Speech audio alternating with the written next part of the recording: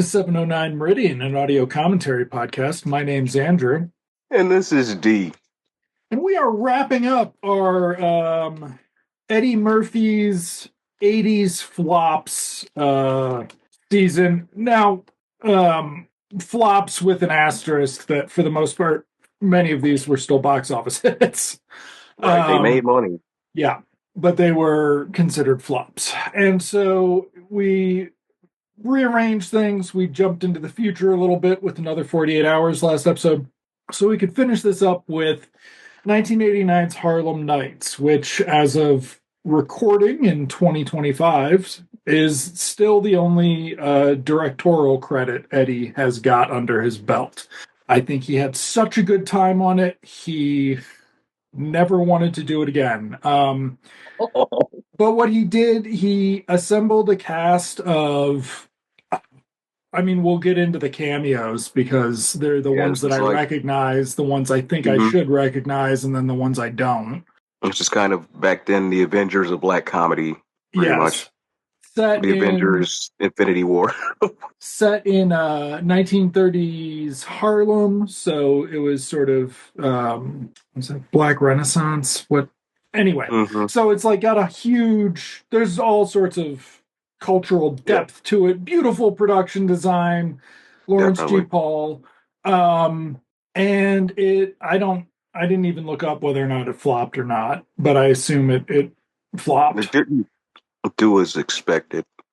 And needless to say, there wasn't a Harlem Nights 2. Right. And it had a terrible reputation. As far as I know, it was not like a video hit or anything like that. And we've talked about this before, that it's so strange that Eddie was always judged on his latest box office numbers, considering he was a brand unto himself in terms of home video and cable and even I'm sure after some point broadcast, so especially since he came from broadcast. So it's just like, it doesn't make any sense that this did not sort of get shepherded better by Paramount. So let's just do it. All right, jump on in, because it's this movie still is good. It has finally gotten its due. It seems like in about the last 10 or 15 years. All right. Starting in 3, 2, 1, play. Period pieces, despite people wanting to make them, are not generally popular regardless of target audience. And they're not easy either. No. So Harlem Nights, doing the 30s in 89, you'd had what is it? City Heat, the Clint Eastwood, Burt Reynolds, forgotten. Well, that's the other weird thing about these. Oh, there we go, Richard Pryor. These movies tend to be forgotten. We also have to point out the title. It's Harlem Nights, Nights, not Harlem Knights, as a lot of people like to call it. Are you serious? This isn't a Batman movie. I've seen it a lot of times online. Just Harlem Nights, not Harlem Dark Knights. Eddie Murphy is the Harlem Knight. Okay, I will be nicer to Jasmine Guy, but then Layla Roshan comes on, and I'm like, why doesn't Layla Roshan have 2 Oscars? And then it's just like, oh, okay. Now, there was a big thing where I think Ebert said during the credits alone, the audience started to laugh at how many times Eddie's name appears. Because it's already appeared, 3 times now? Yeah, because he had Eddie Murphy Productions. Yeah. I mean,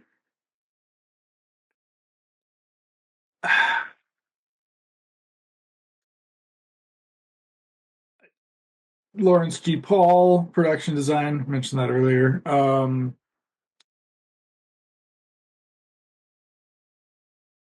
I guess, okay, so here's another.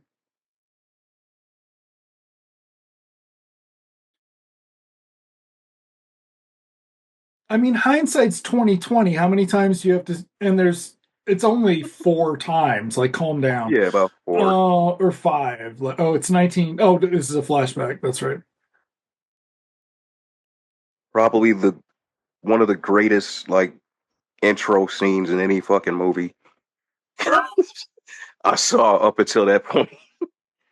This beginning is just man, the crap scene. Yeah. And so this is like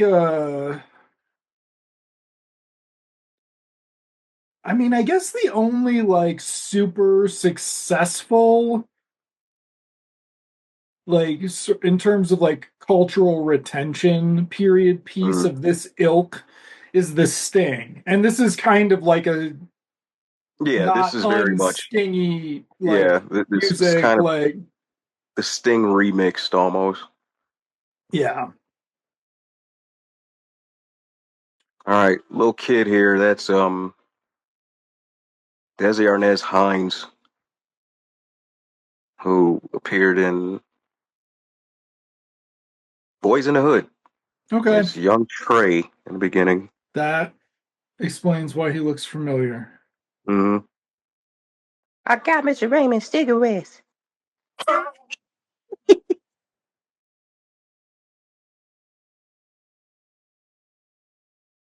All right, here we go, establishing shit. You hear Della Reese in the back. Mm-hmm. Okay, now the crap scene is actually based on a joke, a routine that Richard Pryor used to do back in the day.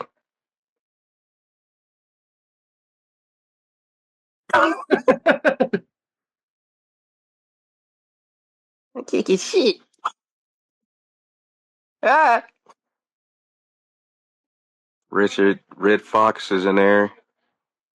This dude here, that's G2 Kumbuka. That's Richard's homeboy. He was in a lot of movies with Richard, Okay. or a couple. I think he was in. Was he in Stir Crazy? He might have been in Stir Crazy. I know for sure. He was in Ronaldo Ray. He was in goddamn Brewster's Millions. Okay. Too. He's been in a lot of stuff. He's usually bald headed. He was in Moving too. Chief.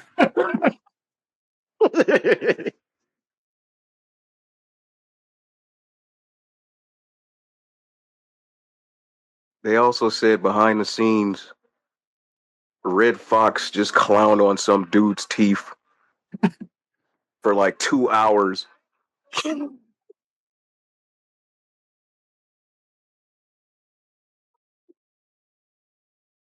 I love this shit. Fuck I want. What's wrong with it? Oh, hey, wait a second. Look who that is in the middle there. Yeah, bald dude. Yeah, that's He's from Friday the 13th 3. yeah. Yeah. What's that too? Oh shit.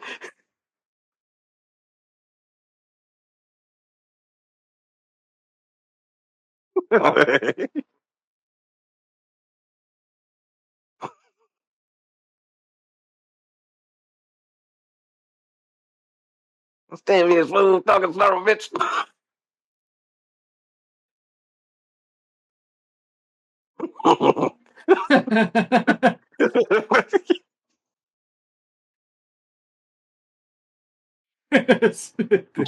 Yeah.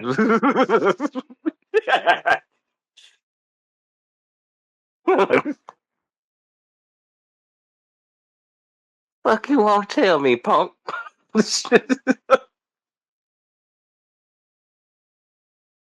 Fuck you won't tell me. Oh shit.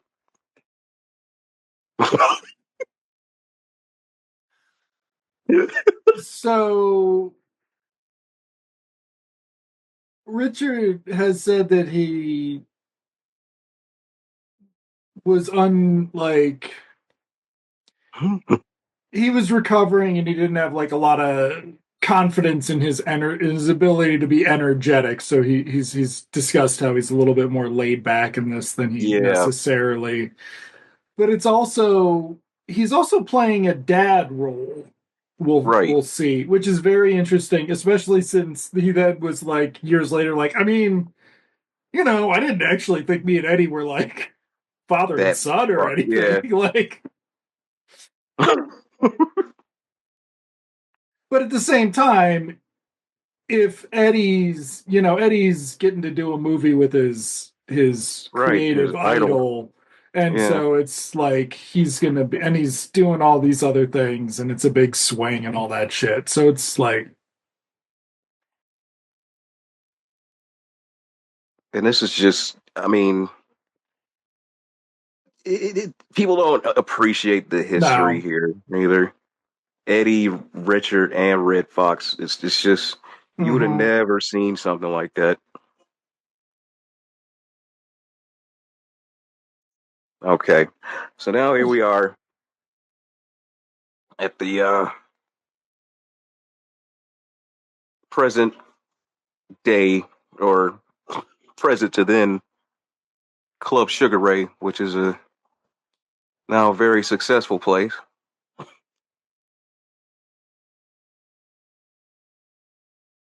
Okay, we got cameos coming up.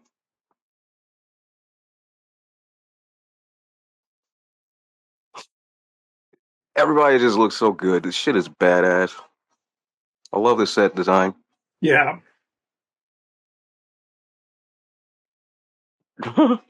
Okay. One thing Eddie hadn't learned yet was how to keep your fucking Tommy. Oh, Tommy, yes, so Tommy. everybody just be a little bit ready for people to occasionally look directly into the fucking Right, camera. the camera. Tommy, Jasmine Guy, and Miguel Nunez making his return from Friday 5. Demon. Yep. Damn enchiladas.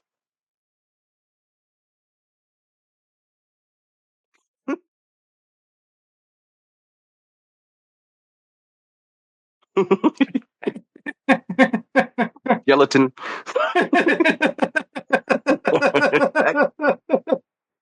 Look at Richard. Look at him. Yeah, Rich is like, what the fuck?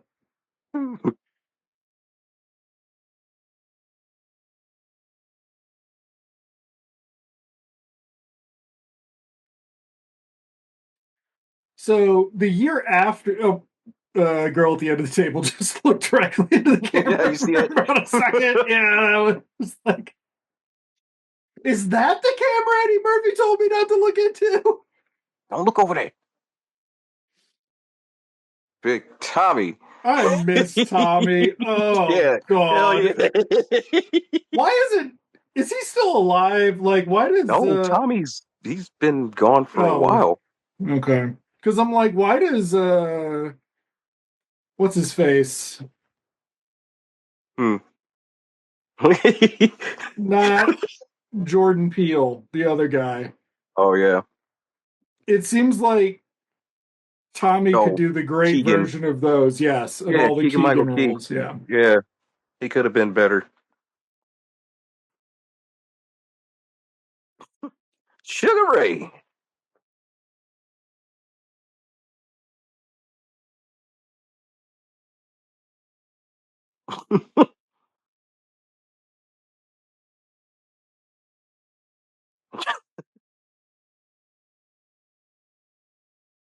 That dude, he's been around too, the ball guy. I can't remember. I don't remember his name though. He was in Hollywood Shuffle. A lot of the whole. This is basically the Black Pack movie. The only people missing are Robert Townsend, Keenan, Ivory Wayans, Paul Mooney.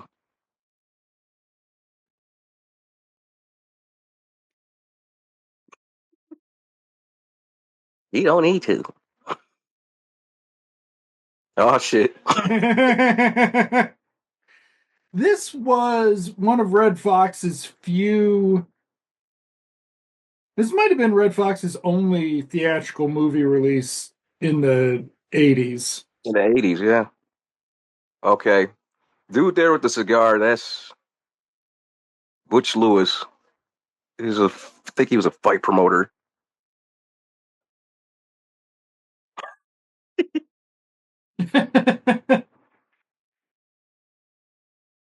You see, flipped on the bird.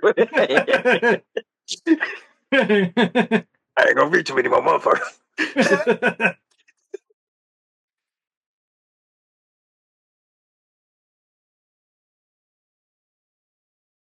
That's a six.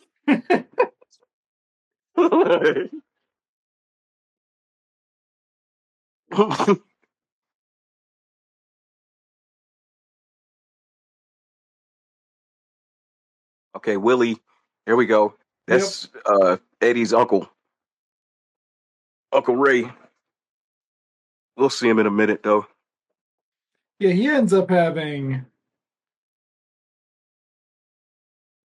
Yeah, he has kind of a. He's around a lot. He'll Mhm. hang out. Yeah.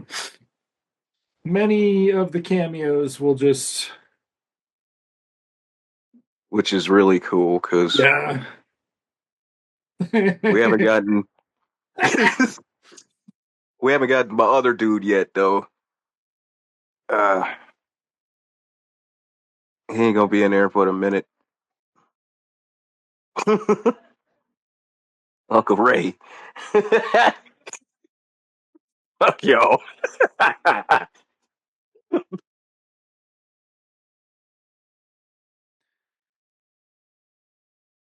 All right, so here we are. Bugsy Calhoun, Michael Lerner, right?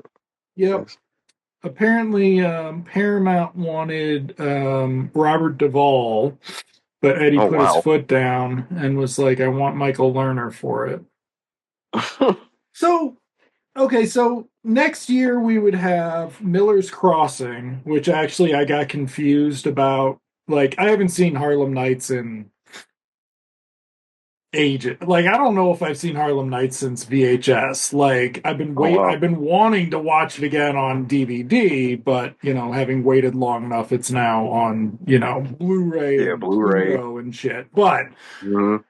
I got it confused, like the plot with Miller's Crossing. So I was very happy that Eddie never betrays Richard in this. No, no. But This is definitely the Sting dipped in chocolate. yeah, then over there we have David. Marciano, right? Yeah, dude who was in stuff like this for a minute and then he went and Yeah. did Due North, which was All right. like The a show. Canadian hour-long action comedy. Yeah, with the And Mountie. the Mountie, and despite it being hashtag or quote unquote popular, it ended this guy's career, kind Oh of. wow. Like, I don't think he ever, No, like, he never bounced back. He also so lost his hair. even Like, more, yeah. yeah. So, yeah, so you'd have Miller's Crossing doing the period piece in 90. Then you'd have Stallone trying it in Oscar in 91. Oh man. And that's like, Oscar's another one where it's just kind of like, is that Landis? Um, Mhm. it is Hollywood Pictures, so we've got to take that into account. But otherwise, it's a fairly like it's all right. Like it's a manic, what do you call it? Slapstick. It's not slap, it's screwball. It's a Screwball. There you screwball. go. Yeah. Yeah. And it's just like Woo! that's a little bit different. Like I don't know if Stallone was ever as popular as like as a brand as Eddie outside of Rocky No. Four and Action pictures. fucking like just Rambo. that year though. Like Mm-hmm. 1 year he was like where Eddie always was. Yeah.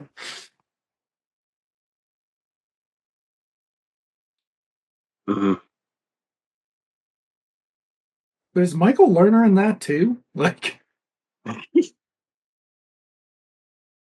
Okay. Here comes my favorite shot of the movie. Okay, see that right there? mhm. With all them sitting there? I wish it was wider Yeah. so you get red at the desk counting the money down. Oh shit. Okay, there's Robin Harris and Charlie. Robin Harris was on the way up around the time. Yep. After this, he did House Party, which blew up for him. Unfortunately, he died. He was Right about then, funny as yeah. hell. Yeah, hilarious.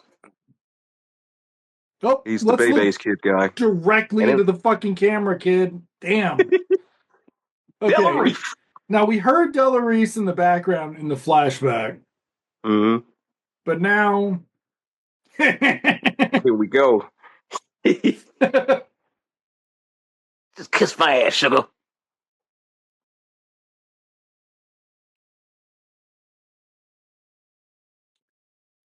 so we are 20 so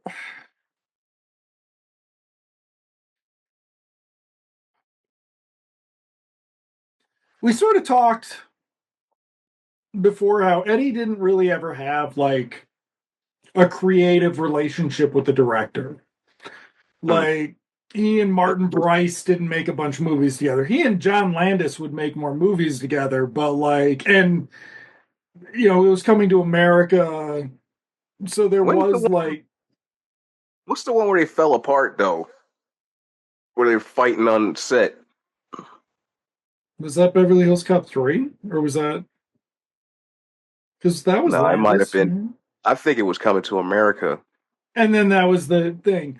But it was like it was not like where he had no Scorsese, De Niro, Scorsese, DiCaprio guy, and that's what he Yeah. needed for this. He needed Mm-hmm. somebody to say, "No, you tell Paramount you're shooting it fucking wide. No, you back it up a little bit, and you don't worry about it being on TV because like this is just like the so." I got issues with the cinematography, but the way the whites buzz on their suits and stuff, and like Mm, the way they're lighting the actual actors, like this would look gorgeous wider. yeah. Like, Landis, whoever shoots for Landis would have been yeah. great for this. No, no, sugar. Don't hold me, sugar. Don't hold me.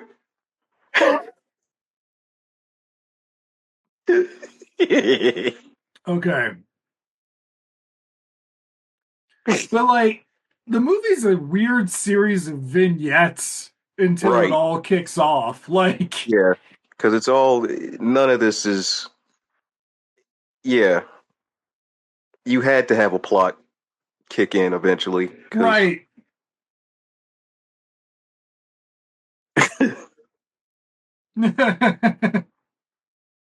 now, they used to say how they introduced Robin Harris to Eddie Murphy is that they told Eddie Murphy that Robin Harris was a fat, ugly Eddie Murphy.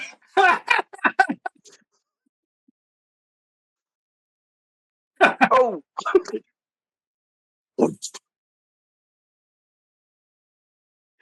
I like the punch when he hit her. The sound when he hit her in the gut. A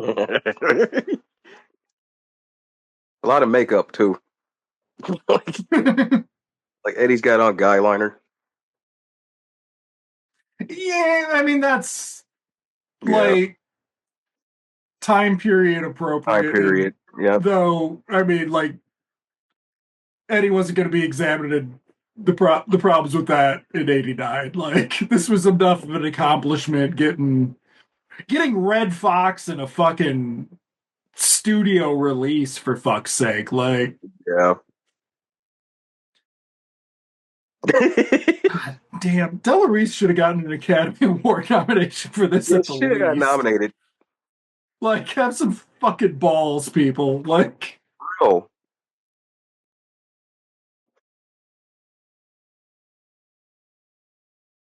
that's a gift. Charlie.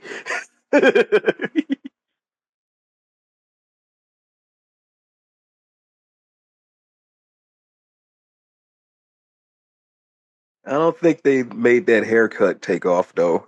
no.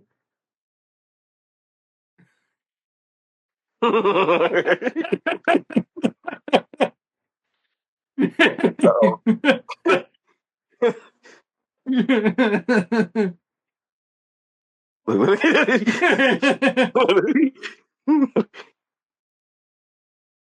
Wait, get your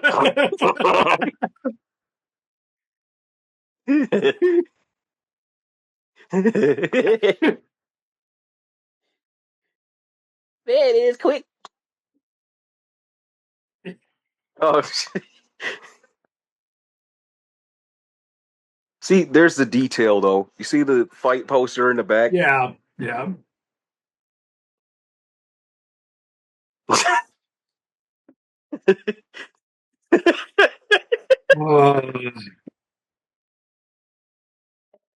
See, now the movie's about to actually start.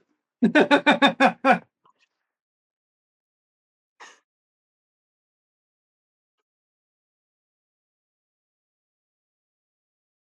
whoop your ass.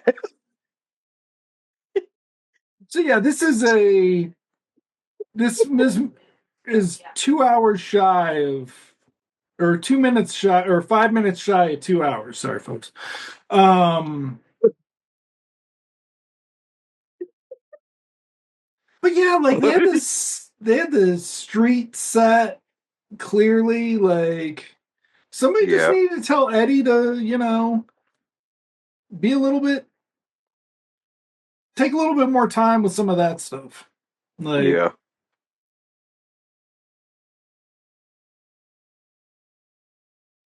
because I imagine this had to have had this had a bigger, like I assume he got what he asked for to some mm. degree. Like, Oh yeah. They let him go, I'm sure.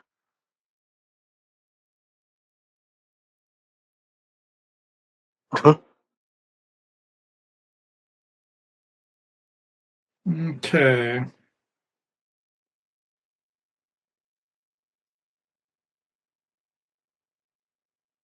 uh, so now we're gonna get uh, Danny Aiello as a racist tone. cop. Yeah, This is opposed to when Danny Aiello plays a racist fireman, a racist accountant, a a racist pizza racist store owner. a racist pizza store owner, another racist pizza store owner, a racist. I mean, like Danny Aiello, and I mean, it wasn't just Eddie and Spike casting him as a racist. It was white No, people too. he was all over with that. Like it's always the racists are always Danny Aiello, Michael Rooker. Mm. Um, like those guys, the two of them are always like Aiello is an Italian racist. And Rooker is Rooker like will the Southern. But he can also do Southern racist skinhead if he needs to. Don't skinhead. worry, Yeah, right? Like Michael Rooker's like, I can play multiple types of racist. Okay, I've got. and the other guy, Holt McCallany or whatever his name is. Holt McCallany was one of Yeah, them, and then like he's so funny because he was on was it Mindhunter, and he finally got to like have a character, and it was very nice. And then they stopped making the show. damn. Yeah, but yeah. So now this is actually going to be like the whole plot, Yeah, but this with static between them. yeah, the thing with Aiello is like Eddie thinks that, or not, maybe he doesn't think it, but he's treating Aiello like Aiello's as fun to watch as everybody else, Mm. and he's not because No, he's he's the antagonist. yeah, He's but he's not like he doesn't even have like the personality of no, he's not Lerner. Yeah, because this here isn't. I don't know if they're trying to make him endearing at all, but or if this is just their way of him, showing that he's, trying too hard, and Richard's not buying it, or Richard sees right through the bullshit, basically.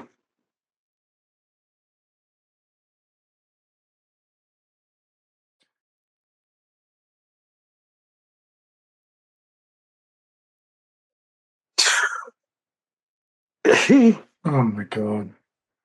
Oh, right. Also, just want to we won't be doing this for the podcast. But I do want to say that what's that show? Not the show, the movie. Moonstruck. That movie sucks. Just want to get that on the record. The Moonstruck sucks. So there That's you go. overrated. Yeah, super overrated too. But anyway. Yeah, but I mean it's just like imagine if it had been well, I mean, you must have known Joe Piscopo was somewhere just all pissed off. Ooh wee. I know. Belinda. Berlinda Talbert. Belinda. Yeah. Yeah.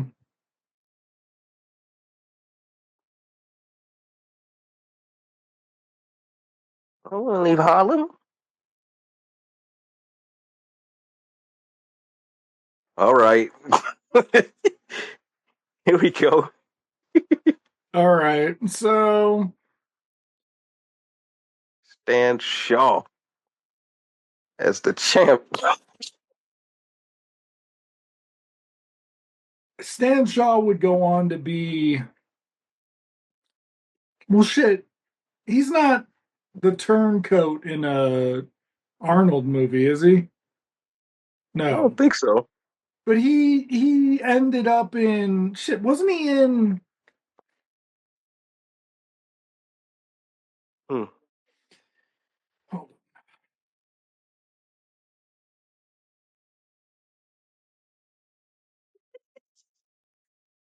oh my god, his fucking 70s headshot, man. Oh shit. Fuck yeah. All right, hold on. Snake Eyes, Daylight. Oh god, he was in Cutthroat Island, Rising Sun. He would, I mean, maybe. Oh, he was He in. never got a lead, did he? Nope, not really. Come Um, on, baby.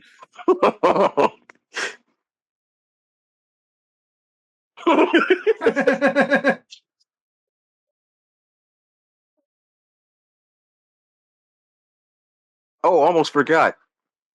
It was on the strength the chemistry between Red and Della Reese on this because they were already friends anyways, but mm, this caused Eddie to develop the royal family sitcom that they starred in, and unfortunately, that was Red Fox's last thing he did.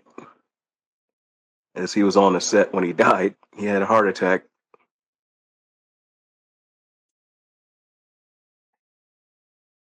And he had the audacity to try to keep the show going after he passed Oh away. damn. Yeah, they put in Jack Hay Harry, and then they sort of retooled it.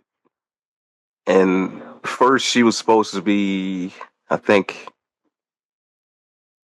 what was she? She was supposed to be Delarice's sister for like an episode or two to come in and help the family.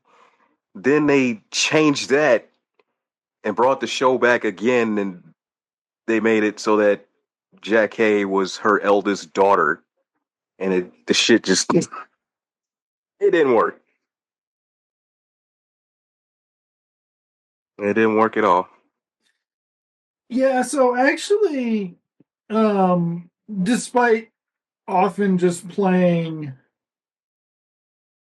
looks like partner cops, Stan Shaw's career was a lot more interesting until the 90s when he started becoming just a regularly appearing, like it looks like he was in a, he was in Daylight and Night. He was in like a big movie every couple of years as a supporting. Utility guy, Yeah. yeah, like a utility character.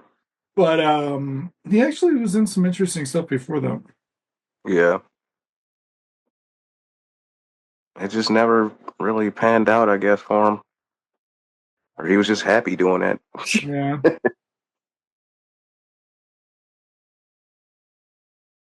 We never went over to TV significantly. Um, yeah.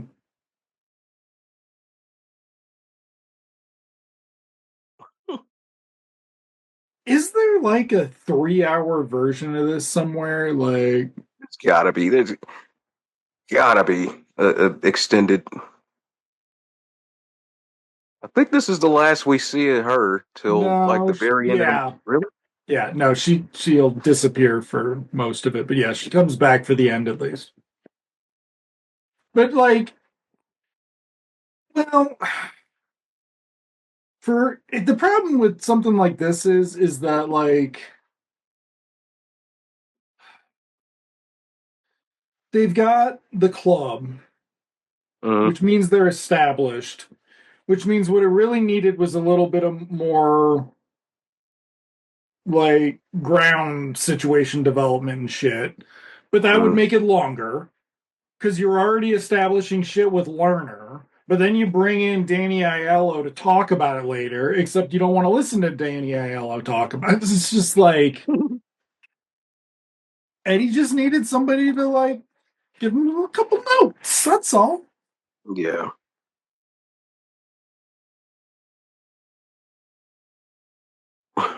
Because like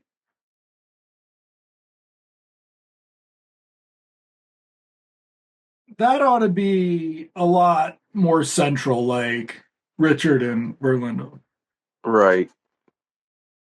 I'm sure her part might have been even bigger too. That's what I'm thinking is that there's like, Might have been a whole little sub thing with them. yeah,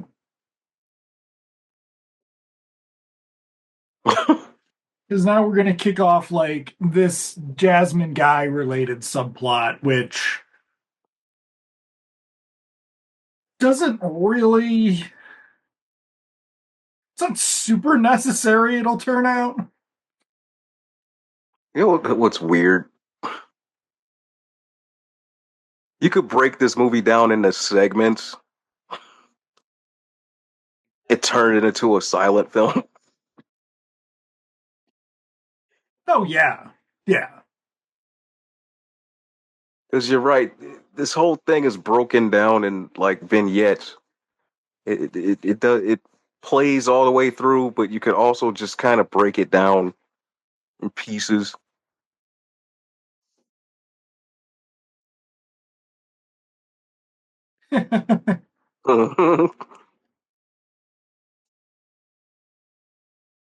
You bury your drawers in the yard.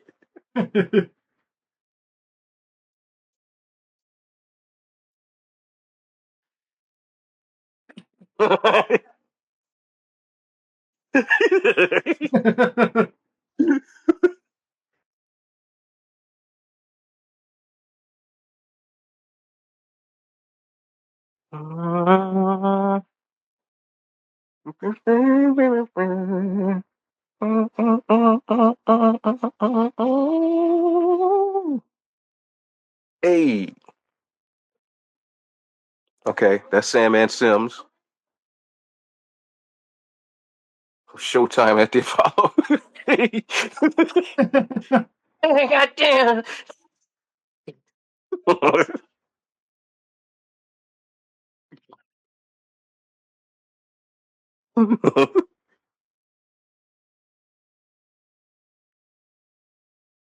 Okay, so but here's something like we're talking about is oh god. Okay. Right.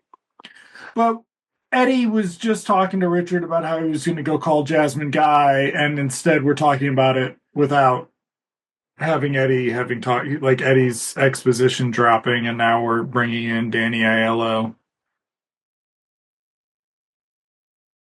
Mm.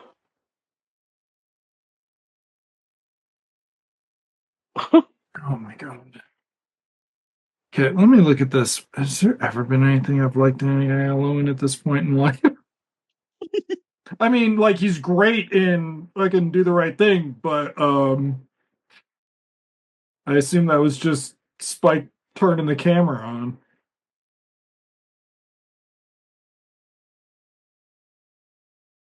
I gotta give it to Eddie. There's a big difference between Quick and Axel Foley. Oh yeah. Like Like Quick is slightly different than the rest of the characters he's played. yeah, and it's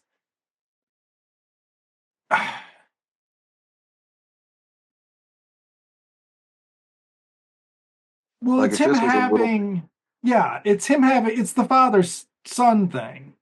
yeah, Like he's it's never had to play this close to somebody, yeah. and it's usually just him. Like,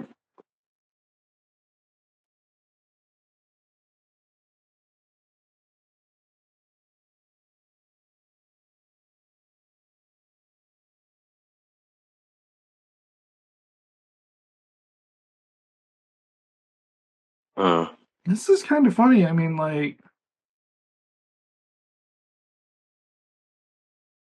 he was Danny Aiello was in a bunch of shit, but it was a bunch of shit. Oh, he was Papa Don't Preach. He was popping on preach. Whoa. Oh, oh, is he still alive? Oh, no, he's not. That's a bummer. I'm sure his good friend Frank Stallone misses him. Um, Frank Stallone. No, but like, hmm, he never. I mean, I guess he did the fucking. Um, oh my God, what? Dude, Christine Lottie plays a movie where she hooks up with Danny Aiello that she directed and she was 44 and he was 61. That's fucking gross, dude. Have you seen Christine Lottie? She's like 80 and looks Right, 35. she still Like, looks 30. and this is who she has to, no, like, it's weird. Despite him being in a bunch of shit, just like endless amounts of shit, um, Damn, I forgot. He was in a professional. he was in The Professional, but it's like he never.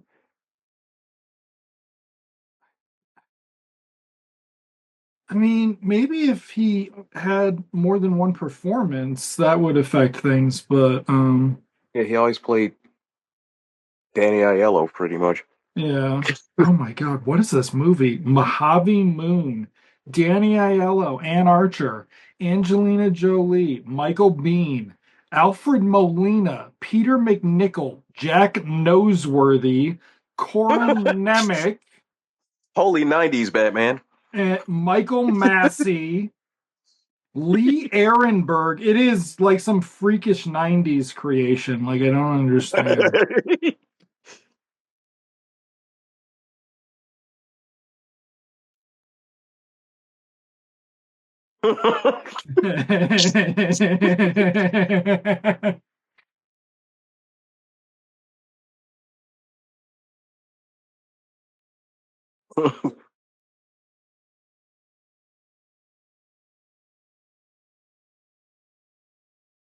All right. Yeah. Here's the wind up.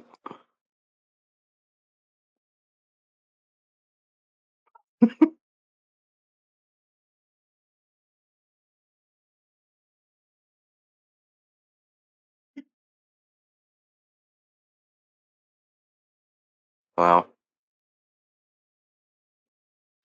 So there, we talked about the Sting, but we neglected to mention the Sting 2, You know that. Yeah. which proves you can't actually recast your That's hunks with that's pumps. proof. That's proof. There's movies made from another timeline that made it over to ours. Hmm. But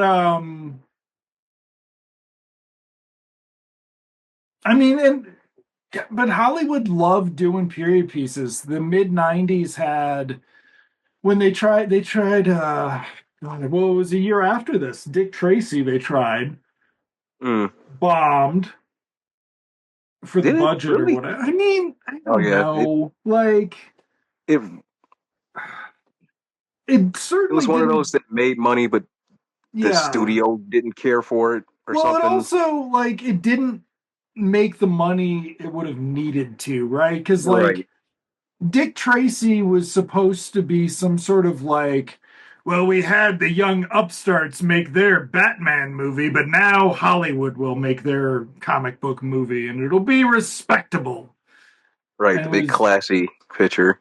and then there was the whole Madonna thing because Warren Beatty wanted to fuck Madonna. So, but you'd have that, and that didn't like light the world on fire. There wasn't a Dick Tracy 2 or whatever. No. But then you would have the Would Shadow, have had, yeah, as a shadow, the the Phantom, Rocketeer. the Rocketeer. Was that? And now This. Hmm. we talked about killing Tommy 15 minutes into the movie. We're a half hour late for this scene.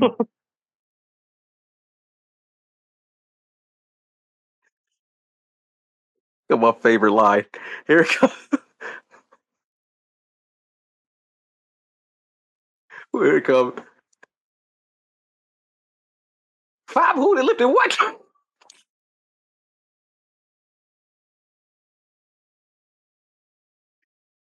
Oh, Tommy. Shit. So, does Victor Nunez even show up again? Like, Yeah. okay, he does. Oh, that's right, he does because he Right. hangs out with He's with our. Arsenio. That's Yeah. right, because we have a We ain't connected even but got. unconnected subplot. Yes, it's yes. We got the Arsenio fucking segue. Pretty much. Arsenio gets a whole segment in this movie.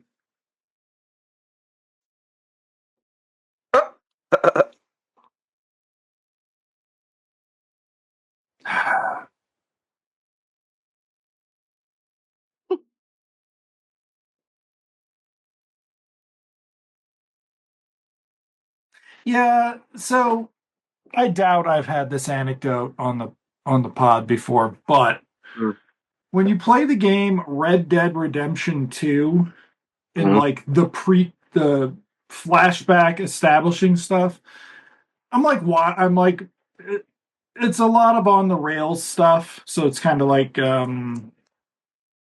Uncharted or whatever, so you're just like following along and doing stuff, but you have some control.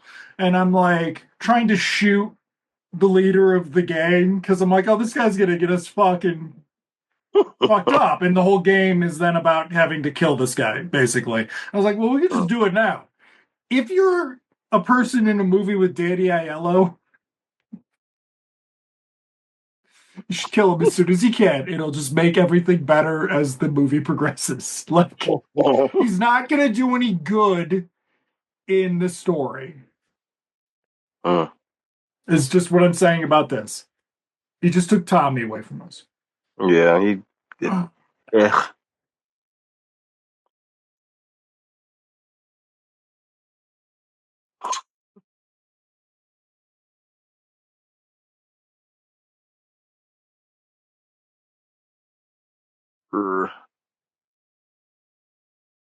I guess. See, audiences didn't. They must have just tuned out or tapped Well, out there's during so scenes like much this. fucking talking. There's Yeah, just it's too like much dialogue, and that. we've already established. Oh, this dude. Yeah, I've seen him. Um,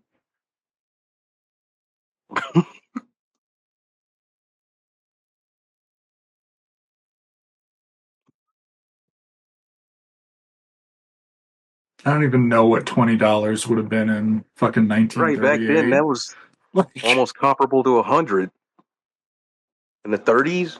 right. That was a lot of money back then.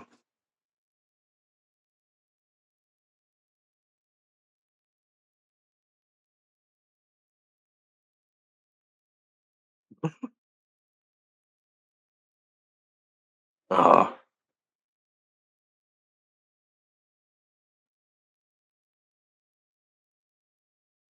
But we're still like waiting for the Jasmine Guy shit to pick up. It's just like mm-hmm. it's mm,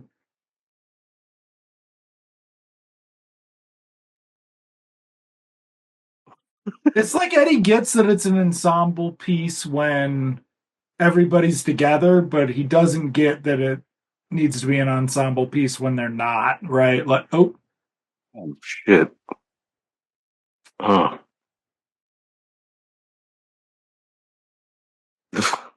damn. For real. all right, here we go. Intro Arsenio.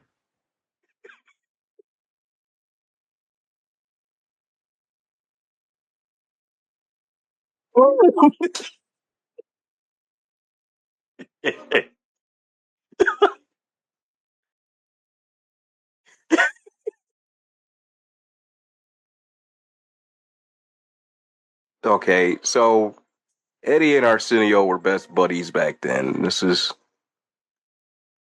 pretty much coming off the heat of Coming to America. Yeah. And at this point, Arsenio had his talk show. He was, blowing up on his own.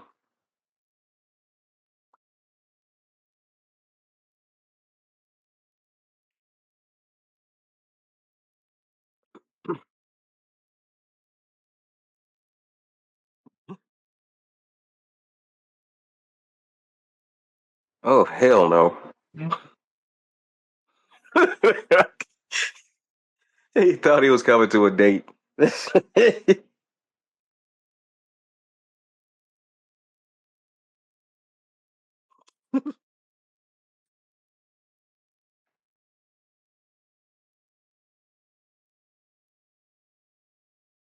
Is there another? There's not another mid 90s period actioner, is there? Because I mean, the other thing is they were like, well, the Indiana Jones movies get away with it, so it's got to be fine. But But there wasn't no Indiana Jones in the 90s. no, And another one, well, what they did, when did Bugsy come out? 91, 90. Okay.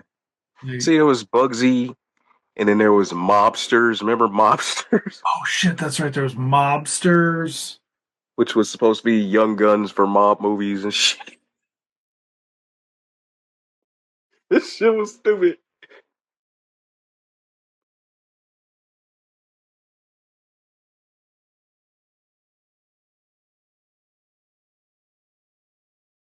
No, you're right. I don't think they really, not till what, Titanic?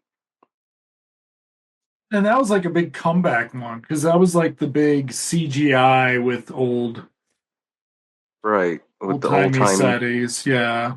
And then that kicked off a bunch of other stuff like that. But yeah, I think Because we there would was a have lot of to, horse and swords going on in yeah. the 90s too.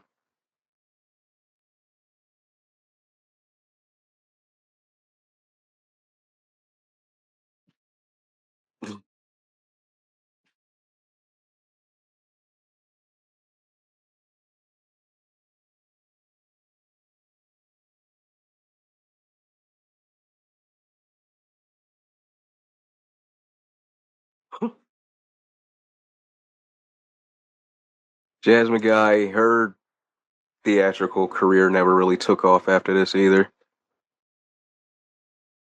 No, this was an odd choice to be your, Well, she was hot at the time. A Different World was huge yeah. for like a few years, but she was a weird choice. But I can't really think of the equivalent to, because she was super popular was the thing, you know. Right. This is like this is a cameo. This is stunt cast. This is not just Well, it was assumed that she was gonna be. Nobody knew when this came out that she was just gonna do this part, and that she wasn't gonna be like Eddie's woman in the right. movie. It was kind of a surprise that it turned out how her character did. Yeah, and it's gonna yeah. It's a surprise even in the fucking like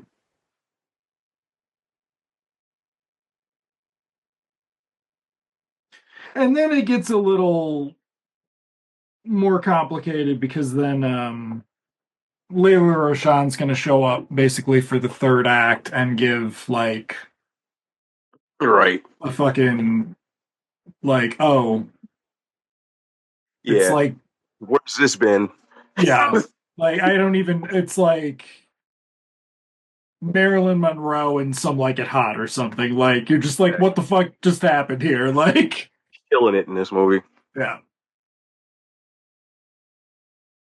but she's not going to get introduced for another 20 minutes or something because Right.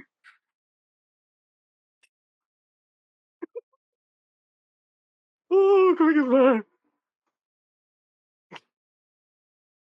oh, I'll see. They went back past the upgraded Lafayette, which in the beginning was kind of run down looking. right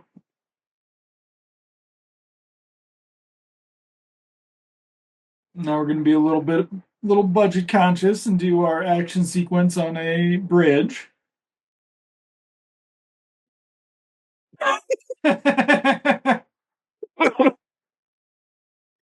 Oh shit!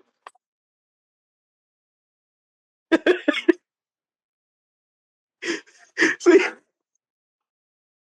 Arsenio, he's funny, but Miguel makes him funnier.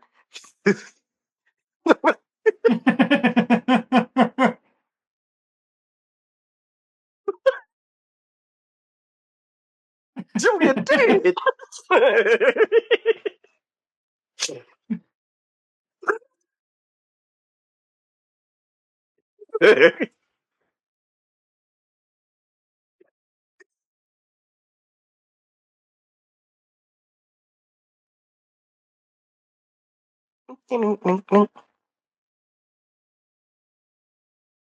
Good period appropriate music. Very nice match shot there. Yeah.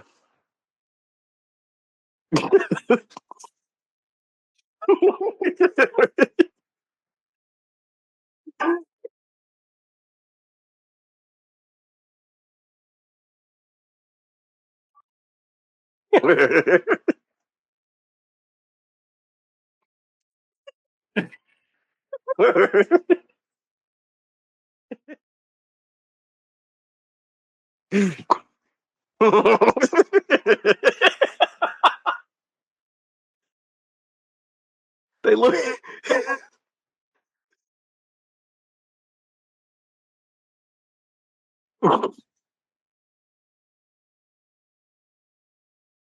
Oh God. But we'd also had Who Framed Roger Rabbit, and in a lot of ways, that's what sort of kicked it off. Like, hmm That's what made it sort of legit again to do. yeah, to do period pieces for younger audiences, and they never really. Because they always they always had like these for some reason on the back lots they always had an old Mhm. 30s set even though that wasn't the thing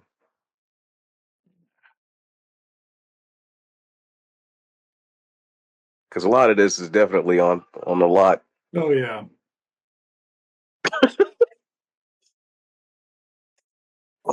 I'm pretty sure. I'm pretty sure Richard's brownstone exterior is home of multiple girlfriends on Frasier and shit like that because it's all Paramount. Right. Like,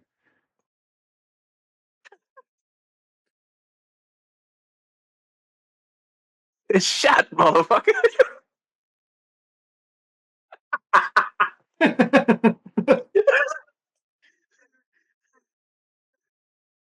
And he's still okay, I'm gonna make a bold statement slash observation here.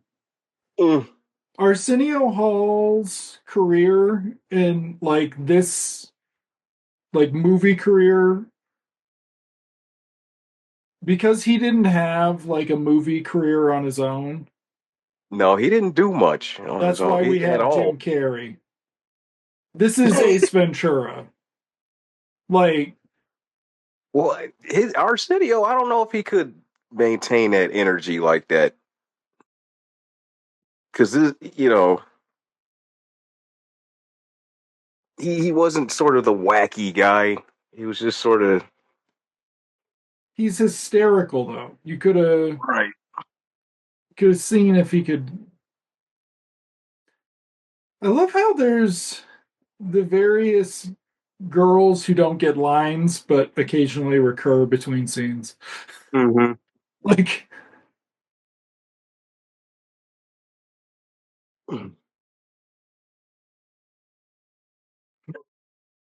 And they all just sitting around chilling.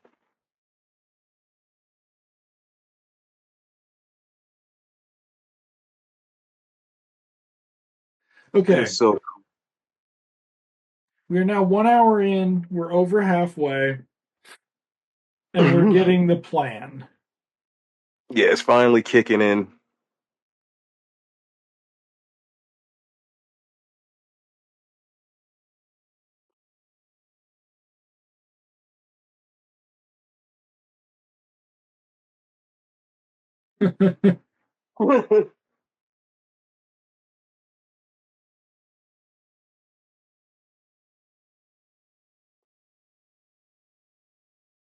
It's Dominique LaRue. Who? Oh, that's right. They did go out to hmm dinner. Yeah.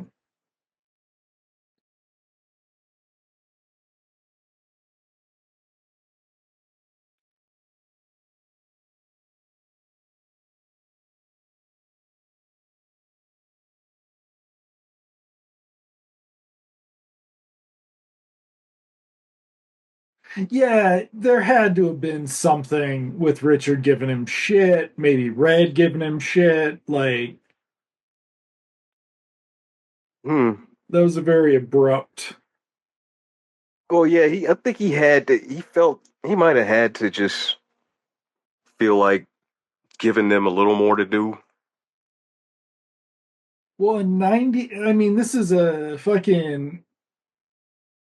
We'd have to look, but I bet his longest movies of the must have been Landis Beverly Hills movies. Cops and this. No, because, well, wait. Yeah, Trading Places was 2 hours. Is it? Okay. I haven't seen that in so long. Most Landis movies are like 2 hours. Coming to America was 2 hours. Okay.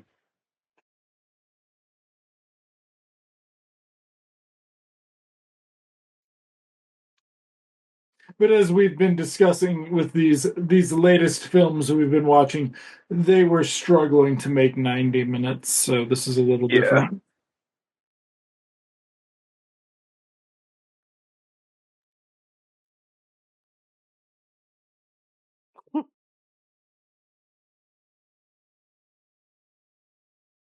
Uh-uh.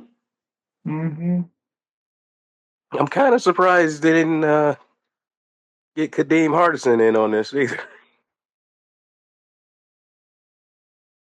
because her and him were sort of, equally popular.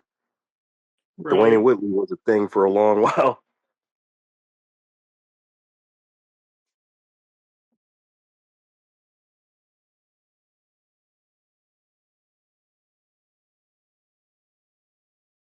Uh,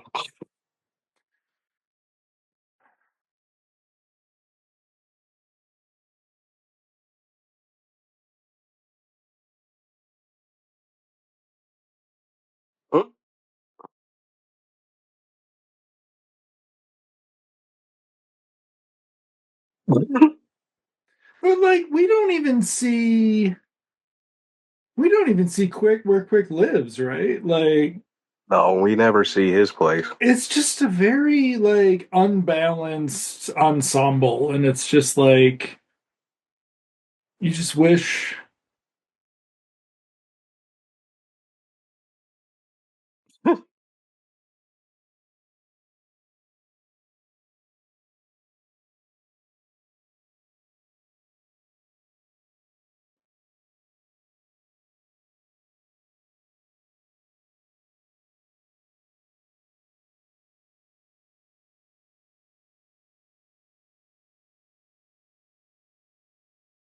Is this Eddie's first? So we didn't really talk about we since we haven't watched Coming to America. We haven't talked about how Coming to America is about Eddie falling in love, giving him a romantic interest for like the first time, right? So like Right, the this is leading man, Eddie, yes. or romantic lead, Eddie.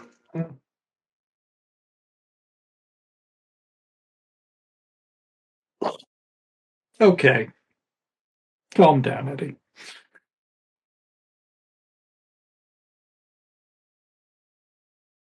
You almost want the screen to jump like the love scene in Dolomite.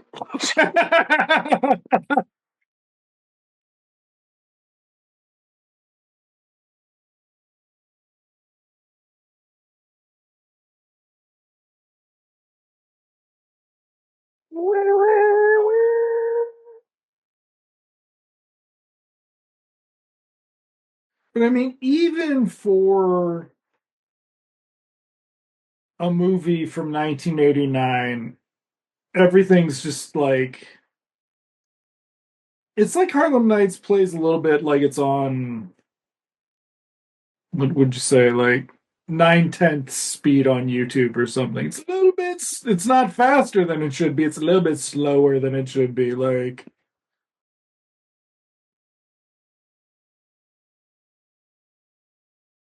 Yeah, it's the scenes just kind of there's no real flow.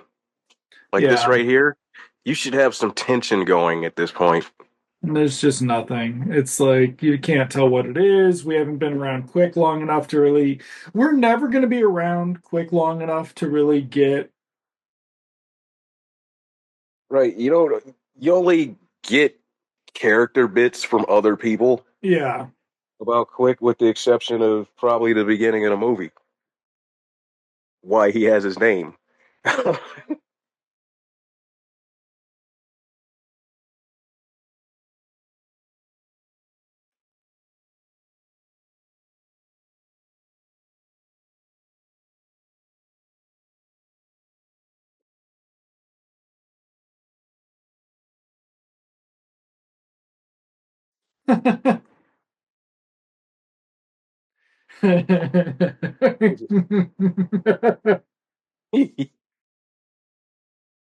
Gelatin ass.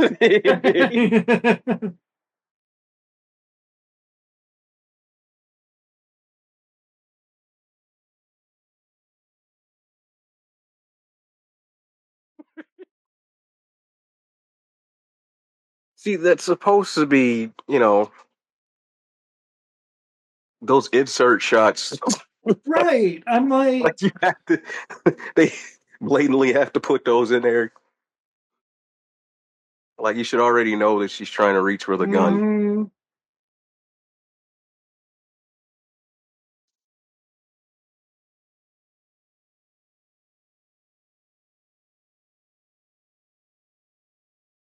was she like third build or she was fourth build, right? It's Yeah, Eddie, Richard, Red Fox, then red. her. Yeah. No, wait. She might have been fifth Okay. But she was up there. because Danny Aiello. Yeah, she's one of the main Oh build. yeah. We're only mentioning that, folks, because about to say goodbye to Jasmine Guy. Right. That's why I say people before that was a big turn off to a lot of the audience. That Right. Like if you're a Jasmine Guy fan who went to this, like your boyfriend talked you into it, like you yeah, didn't like Eddie because of Raw or something and you got right. talked into it, But then they transition into immediately, yeah, immediately, with the death of Jasmine Guy, we get Layla Rochon, who's about to fucking kick off this yeah. delightful performance.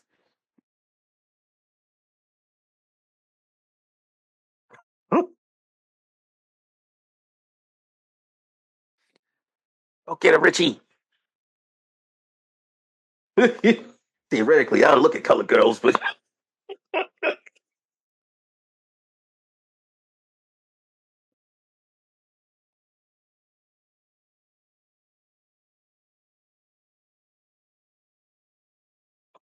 Seriously, though, how are none of these guys Joe Piscopo? right. At least one of them should have been. But then again, Joe Piscopo on morning talk shows petitioning Eddie to include him in Harlem Nights. Joe Piscopo being Joe Piscopo probably would have wanted to play Bugsy Right. or Danny Aiello's character. People still remembered his name in 1989. Yeah, A few he years hadn't quite later, escaped the '80s yet. you'd be like, Joe Pesci? And be like, no, Joe Piscopo. And be like, that's not a real thing. What are you talking about? And be Piscopo being relevant kind of fell out. What, January 1st, 1990? like,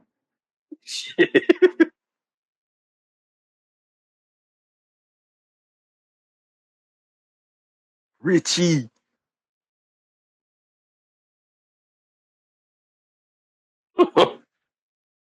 This cat, he's funny though too. yeah. I love when he calls his wife. God, Layla Rashawn is still this pretty. She's got a new show out, I think. Was she really? Okay. Yeah, she hadn't been around for years, and I saw a commercial. Of course, it's one of those fucking. I don't think it's a Power spinoff, but it looks like it. Like all black dramas now are either a Dude, Power spinoff that's or that's like a Power spinoff. that's the one with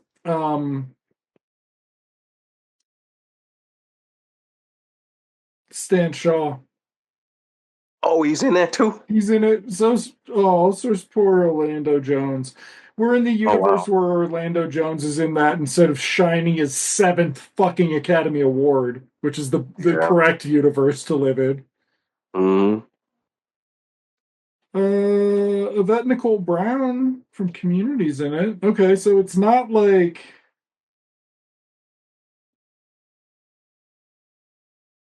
maybe it isn't. I don't know. It's the Family Business New Orleans, Oh, see, but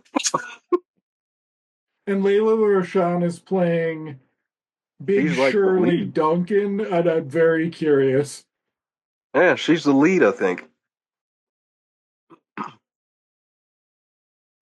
I kept getting that confused with Behind the Gates, or which was the new black soap opera they putting out,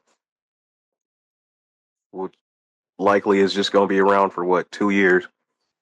So CBS decides to cancel it or something.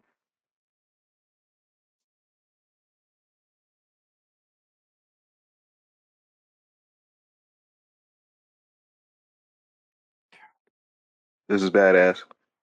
This is why you really watch the movie, for Richard's fucking speeches like this. Yeah. Like, and this is like the father son thing that they just Mm-hmm. don't, which is not like we can't, like, no dig on Harlem Nights. That doesn't come off in very many movies. Like, No.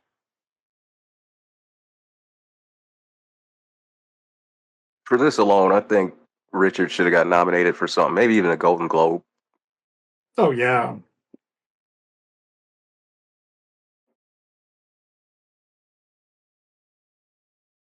because I don't think he's been this good in the entire 80s.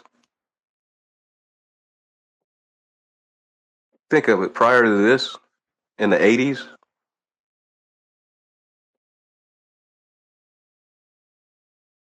Mm. Yeah.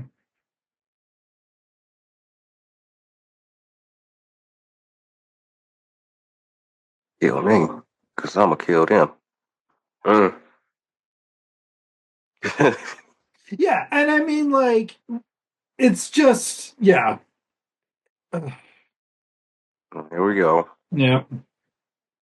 Uh,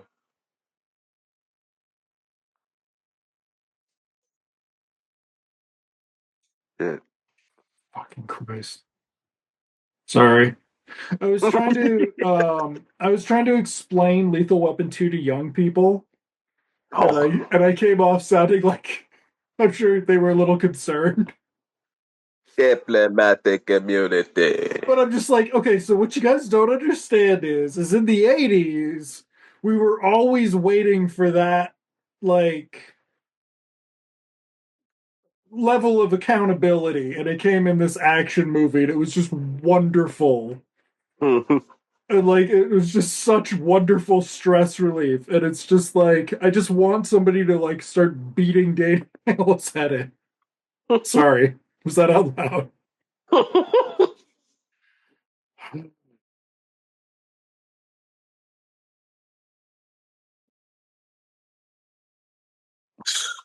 Out.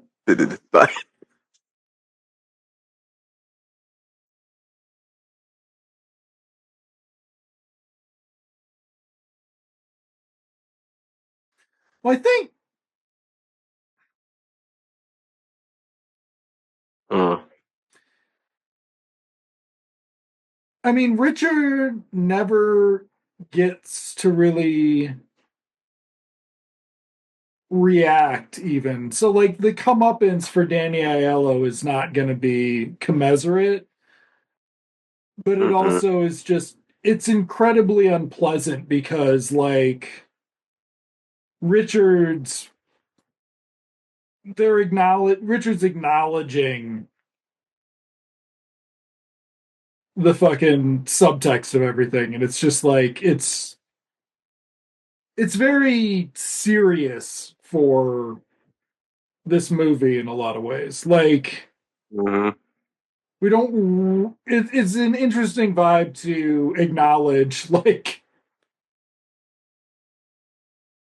being terrorized by some fucking piece of shit like Danny Aiello. And you only see him react once after Danny leaves.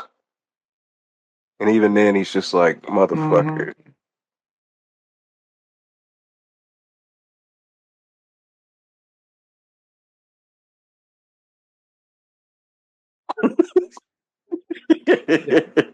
Yeah.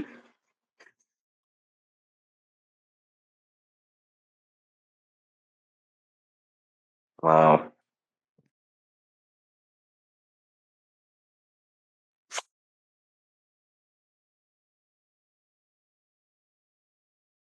Mm. Definitely backlot here. But again, we Yeah. could have got it. We could have done a whole like entry through the candy store thing. Like, it's just weird Oh that yeah. it had Yeah. like his Because they could have did a whole tracking. Well, they may yeah, not have been able to afford that, but they could have done something with the candies. It's just yeah. it's like they did that big intro, like your Sting slash Once Upon a Time in America type thing, and then Eddie's not. I mean, Eddie's not. Um, Hmm. no, like I get why Eddie directed it, but I in some ways I also don't. Like it's like why he Well, could have this was just been the a very hands-on writer producer, right? Like yeah, but then I don't know. A lot of these guys probably wouldn't have liked being right. directed by certain people. So You know? there's that too. And yeah, because Eddie's more like he seems very the direction seems more like a not stagey, but it's he's more focused on getting everybody there and Yeah, not really it's get the scene just done. yeah, it's just but he doesn't know how to showcase everybody. It's just so weird. And then like Della knows how to take the showcase because just fucking take the charge of the scene. It's just weird. But it's also just very the other thing about like having to sit through these long scenes is eventually you do just get some really nice acting from Richard Pryor. Like, Right. Yeah. Because think about it. Before this, it was moving for him, I think, yeah. and then before that, it was like Brewster's Millions and Superman 3. So his whole run of the 80s up until this point. Well, then it was JoJo Dancer, but Yeah. that's probably it.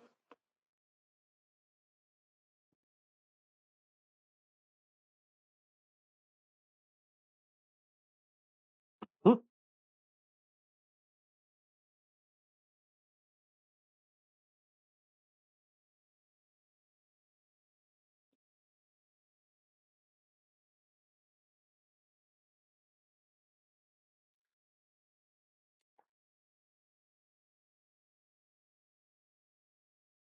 Hmm. Yeah. But I mean, they even tried period pieces. Oh, this fucking guy from The Flash. Oh yeah, one of the cop dudes. Yeah. But I mean, even that had a very like Art Deco period thing. Yeah, They tried noirish, but that Fallen was Angels. mostly because of they were emulating Batman, Yeah.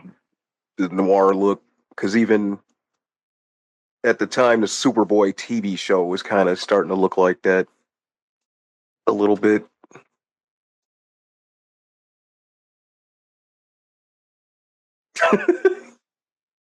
Some colored guy.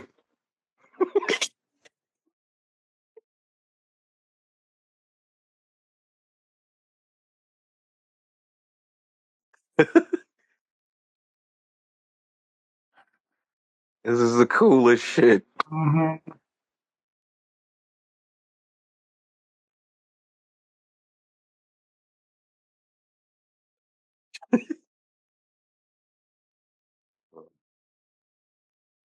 You got like, ah.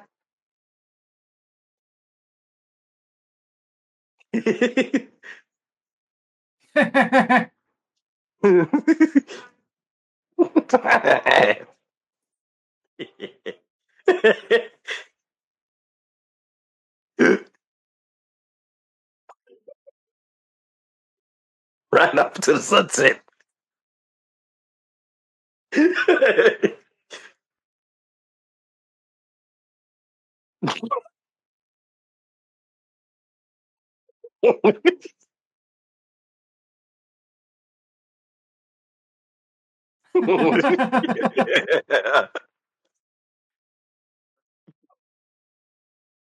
See, now this whole scene makes sense because obviously Eddie had to have something with all of them together. And what he's so clearly like Red Fox and Richard have significant history, and Della too. But Mm-hmm. like you can't just have a bunch of old people in a movie. This isn't what was the one going the one where George Burns they robbed the shit. This Oh, isn't like going out in a style. this isn't a black going out in style, right? Like No, it's Eddie trying to introduce his audience to his icons and idols, right. but it's not a movie that's targeting like A late specific, yeah. yeah, I mean it's not targeting Like teenagers weren't going to 55, see right. this. Eddie was trying to get the 20-year-olds into this, If but the young people target were audience seeing is this, 45 plus yeah, in a if young way. people were seeing this back then, it was because it was Eddie. But Yeah. At best, they knew Richard. I mean, a lot of these they knew people Red Fox too, because Sanford and Son reruns. reruns. But by this time, by the late 80s, Sanford and Son was one of those reruns, and this includes most of the Norman Lear stuff. It did Yeah, not look very good on TV at that point. It looked really fucking old. yeah, yeah. Like,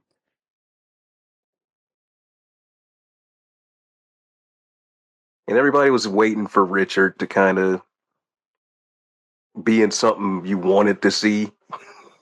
right. And this was just big. The idea of them being in it together. Mhm.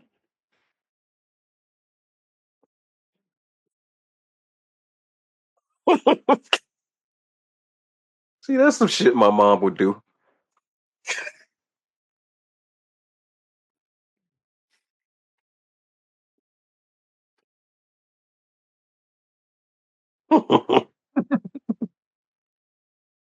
God, that bread is so thick. I know. I'm like, how? We do not watch them eat the bread, so.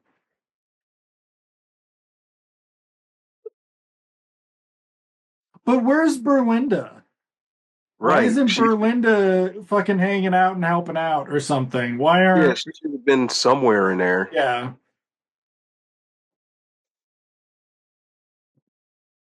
I'm guessing Because he's hiding out at their house. Or yeah, like are so is the implication that Red and yeah, they Della never are make that together? clear. Like right, and if not, this is Red's place. Like Yeah, I would okay, guess.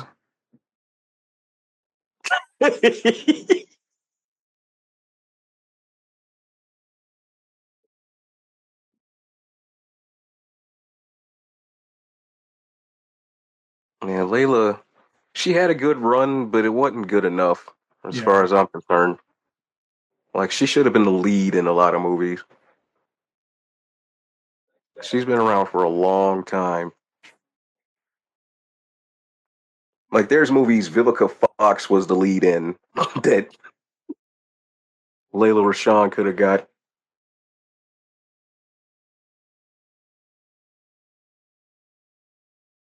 I mean, Vivica didn't really get the right shot either. Like she No, didn't she get the got right. kind of screwed. They were in. We've talked about it on mentioned it at some point. I think. Why do fools fall in love, which is Oh, quite good. They are outstanding. they're really good in that. Yeah, Yeah. Halle Berry's not bad in that either. Yeah. I think There it's was a time Vivica. Yeah. it was her, Vivica, Layla. He had four wives, didn't he? It was another one. I think, Let's see. or it might have just been the three of them.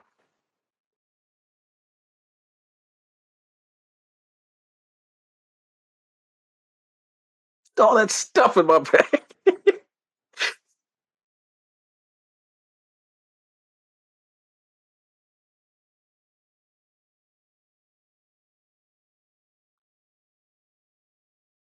3 wives, but Okay, so it was. potentially a fourth.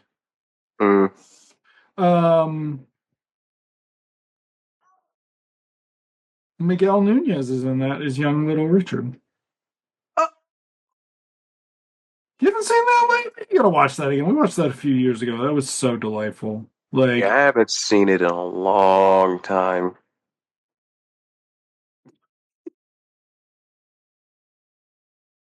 Lorenz Tate. Yeah, man. yeah, like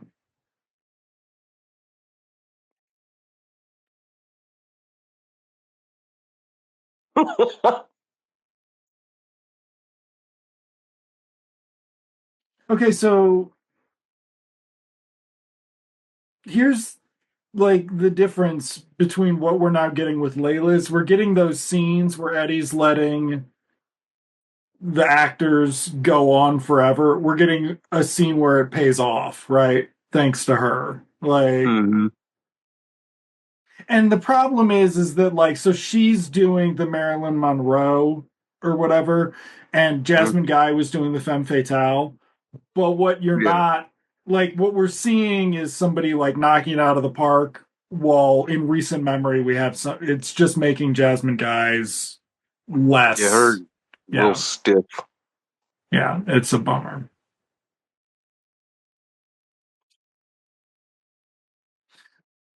I mean, the issue with Layla Rashawn being funny, however, is also that the odds of her being allowed to be like funny were Mm. very low. Like, I ain't never coming off with it.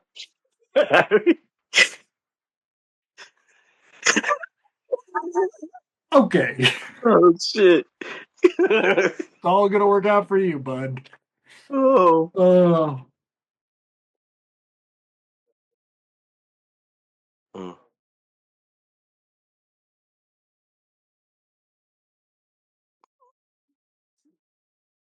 so, but I mean, this is the thing though, is now we've got the two heavies Mhm. getting scenes together when if we'd had like somebody funny in the Daniello part, that would have really helped. I'm not saying it should have been Joe Piscopo. I don't actually want to see Michael Keaton play a fucking racist cop, but No. like somebody. You know, Harvey Keitel probably would have been Harvey really good in Keitel that. would have been really good. Oh yeah, because he's a fucking when he gets to do his insidious racist shit. Yeah. He Yeah. can really. Damn. Yeah, that's sad.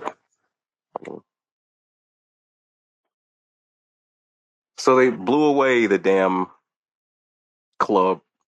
Off screen. Yeah. So clearly, Eddie didn't get everything he wanted. So that's another thing we need to take into account here is what's missing because Paramount was like, Eddie, William Shatner says he needs rock people. We're Right. not giving those to him Right. either. Right. William Shatner says he needs a giant rock beast in the finale of Star Trek Five. He said he would need $1 million to do it. We said, fuck him. You're only asking for, 10,000 To blow up a to blow up storefront. a storefront or whatever, like just like some comically different thing. Oh, They're like, no, Eddie, you had the boxing scene that cost more. this is funny though. Yeah. When they show the shots of the crowd. So the premise that we've been speaking over is that Ringman there looks familiar too. Not old Ring Man, but younger Ring Man looks a little familiar. It looks like a Um, Wayans. have they ever done anything with Eddie? Um, Keenan wrote the intro to Keenan wrote the intro to Raw, Okay, but we've and Robert never Townsend had. directed Raw. They never done anything on screen, I don't Okay. think. Um. But the gag is Richard and Eddie bet on. They bet against Stan Shaw. They bet against the black guy. They bet on the Great White Hope. Hmm. And now we're just gonna watch Stan Shaw beat the ever living shit out of the fucking white guy, and all the white, like Michael Lerner, get all upset. Okay, so now we have this third club, and I believe this is Yeah, I think this is one of the ones Bugsy owns. I think yeah, he runs one of these. but I think this is the one that Eddie was supposed to run with Jasmine Guy, but we Right. never went there before because we didn't get that scene. It's just like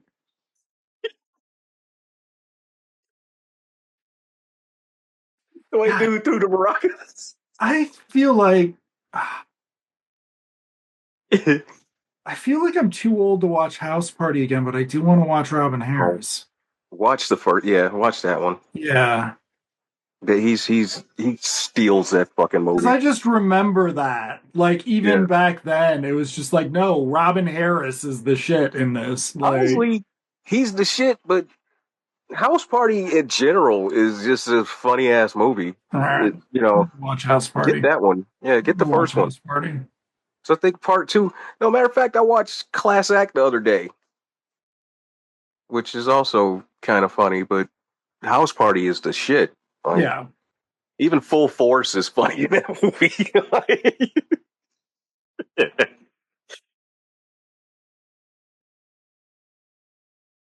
Like a lot of those cats never did a movie before, and they were just great. You know,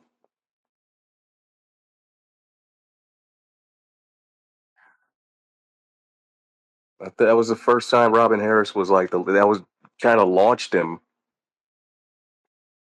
They were supposed to develop a show or something. There was supposed to be some yeah. deal they were going to do with Robin Harris, and they invited Brian Grazer and Ron Howard to go see him. And Oh they God. said they liked him. They liked this stand up, but they were like, they couldn't understand what he was saying half the time. It was like, dude. Which is funny because years later we get Bernie Mac, who pretty much is progeny of Right. Robin Harris in a way.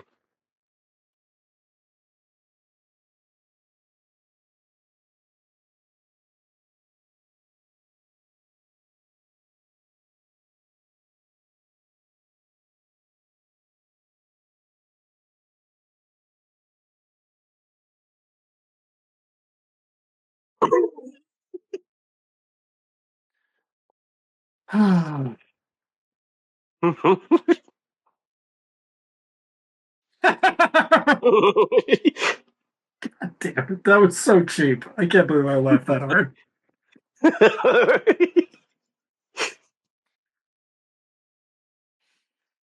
Oh Okay, shit, there goes the cops there.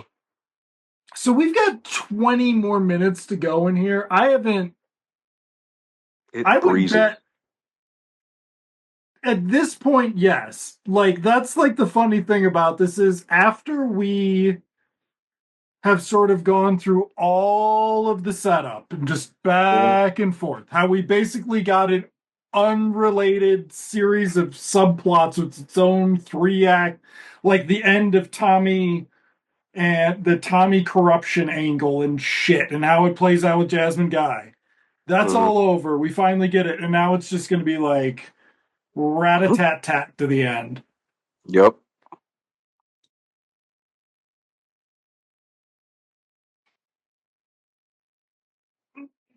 Huh.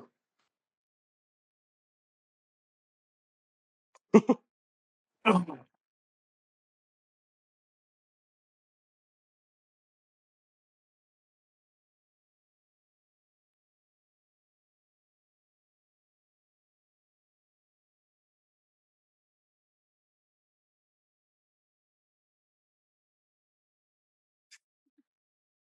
like I love the fucking whatever they got here, the intersection and blocks that they've got decorated for this. I want more time on that. Like it's Mm.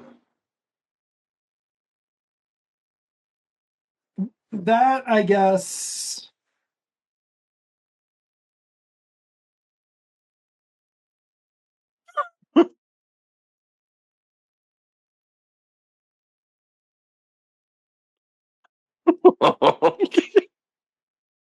Lady Heroin. Mm,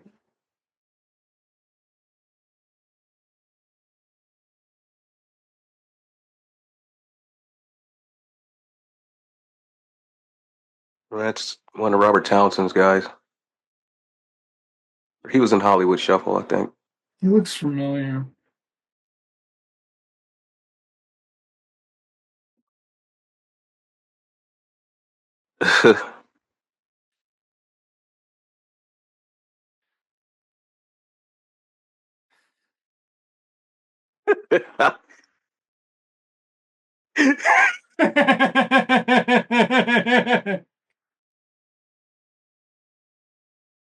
So Danny Aiello figured out the con or the heist, but he didn't tell Michael Lerner. Is what else we're Oh, supposed to be gleaning here. And that's interesting.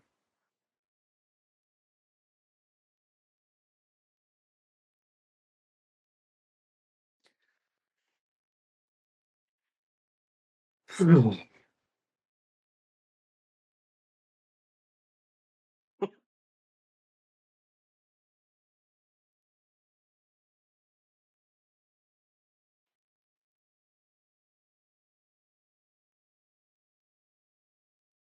well, this also is almost kind of a indirect setup for a sequel. Yeah. And if you had had like I don't know who's the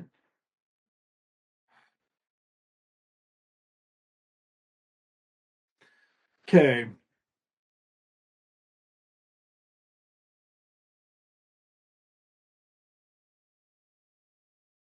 There's the problem is what you actually needed for Danny Aiello was you needed the like equivalent of a Richard. Mm-hmm. So the problem with that is it's like George Carlin's not doing this. Um I'm blanking on other 70s Yeah, 70s era kind of. comics who were around in the 80s. It's a weird casting choice. Hmm? Robert Klein, maybe, who was around. He's the only one comparable to Carlin I could think Okay. who was still busy around this time. Yeah. But he never really. He didn't have that kind of. He's a name, but it's like you don't know Yeah. why he's popular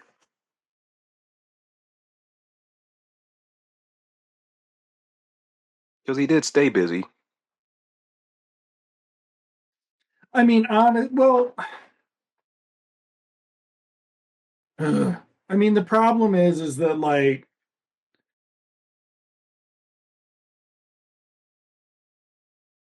I don't think you could get so Danny Aiello, regardless of whether or not he was coming back, and if they were thinking about him returning in a sequel. He's alive because the studio said you can't kill the cop. Right. So if you remove Danny Aiello, the like sort of just corrupt racist cop characterization, and you think about what you've got left in the for what he needs to do in the movie, you could have like some you could tone it down and have like him after them and have it Mhm. be some comparable casting decision. But like you'd have to make so many changes to have it be a bit. But it might have been worth it given the amount of fucking time we spent with Danny Aiello in this movie. Like,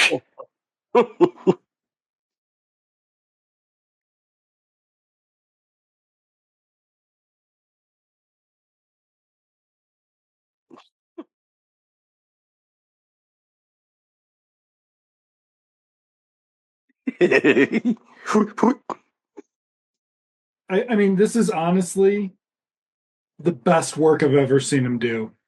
This. Like, because like before Moonstruck, he was just a fucking heavy, right? And then after Moonstruck, he was a heavy plus romantic leading man, unlikely romantic leading man. Yikes.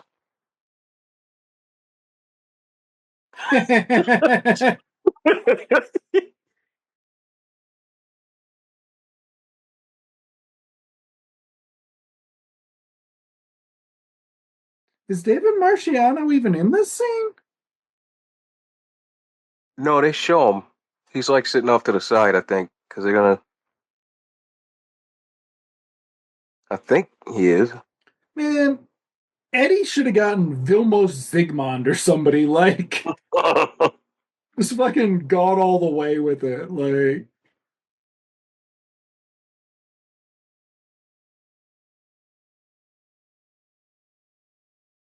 there he Oh, is. there he Yeah. You're about to get your hand broke.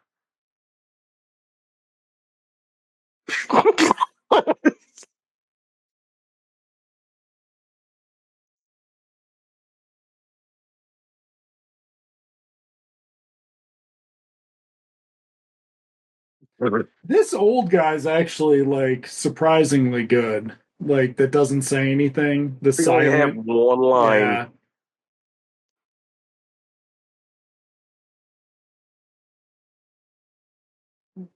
Robert John Burke over there. Like that's who he is. It's Robert John Burke. Old Robert John. Old Robert John Burke. Time traveling Robert John Burke.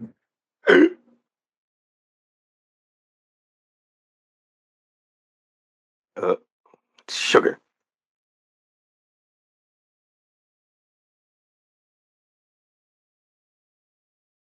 But I wish they'd developed the lady heroine thing a little bit more. Like I want more like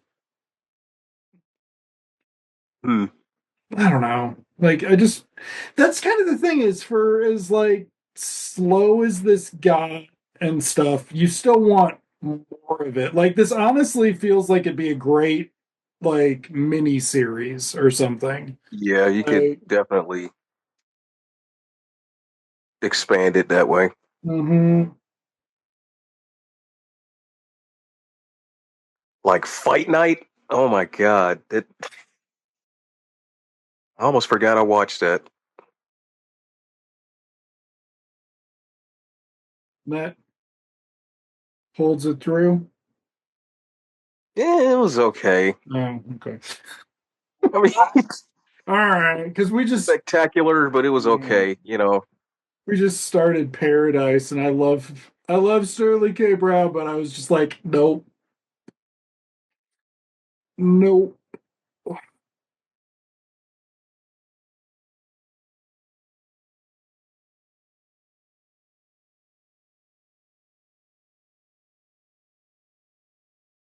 how are these assholes moving in or out? Sorry, folks, it's a Della Reese showcase here, so You're right. Shooting and shit. No.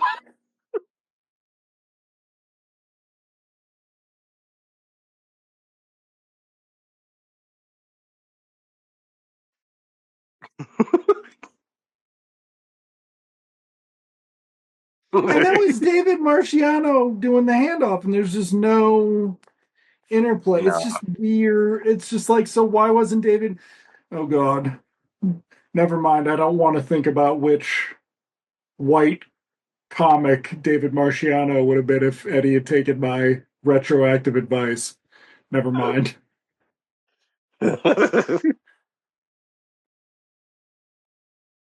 Just saying the universe where that's Rob Schneider, Eddie uh, didn't come back. He didn't come back in any way. Here's what I don't get. Why did Bugsy take all of his guys? Did like To go he to took everybody in there with him? yeah.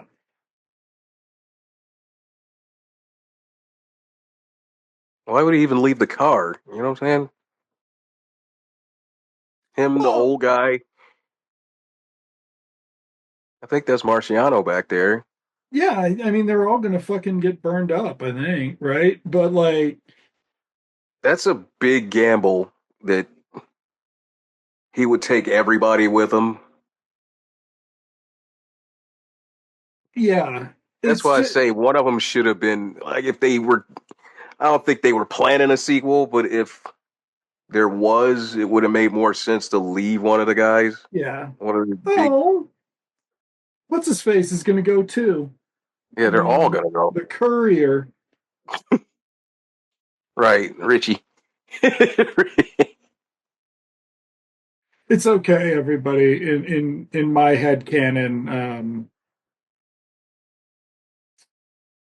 Layla Roshan and Richie's ex end up together and they have a wonderful life. Probably moving somewhere, though. Oh There it is. The cars aren't parked in the right place. no. Somebody was like, "You're not fucking risking those cars. You're not. I don't care." But then we get this like nice little holiday sweets thing. We get Berlinda back. We get Berlinda Right. and Della, which we haven't had, which could have been God, funny. she looks so good in that dress too. Yeesh.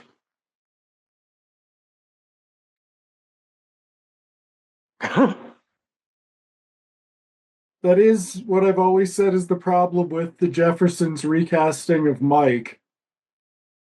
Oh Is you're God. like, if you lived in a universe where second Mike ended up with Berlinda, it'd be a whole different world. That's not the world we live in, folks. I can't suspend my disbelief that much. Or Lionel, the second I'm thinking Mike Evans. Yeah, no. Like I would have watched them in fucking TV movies together. Like, Now, here's my big question about this. Is that a real vintage from over there, the car? Or mm, was this flipped? Was the shot flipped on film? mm. See, I noticed that, but I didn't. We should have paid Uh-huh. attention because the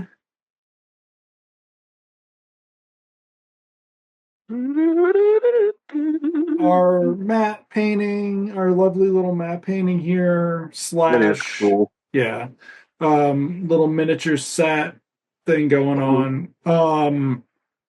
They would have inserted that afterwards, so they could have just taken that into account. And there was that sign establishing the motor court, which, so if you're not familiar with motor courts, they were it on screen anyway. They usually looked like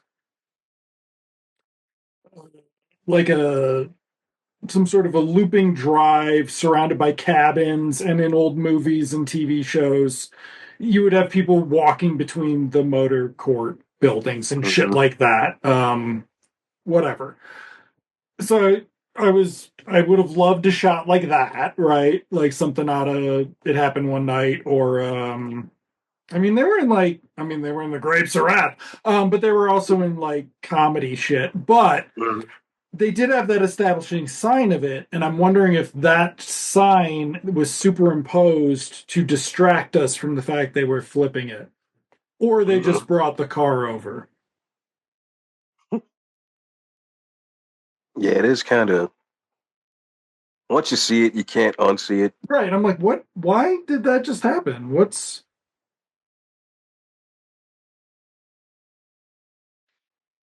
Okay, so they did shooting in New York and LA. Yeah.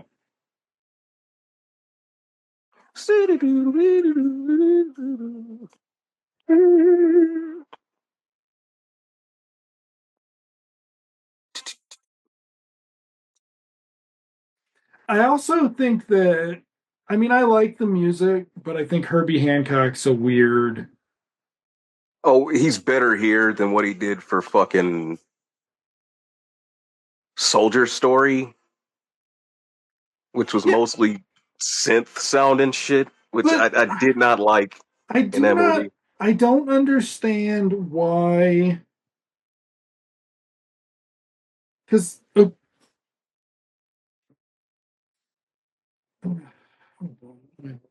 Sunshine, Crying Man, Uncle Ray, Charlie Q. Murphy, Robin Harris, Miguel Nunez, G2 Kumbuka,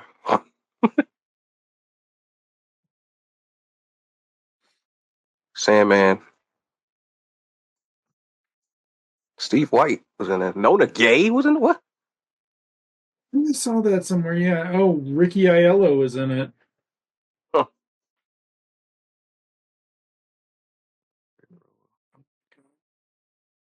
Smith. Why can't I fucking read? What am I? Mhm. Who was Prince Spencer? Roberto Duran. That's who was the guy that comes up to Richard in the beginning, boxer.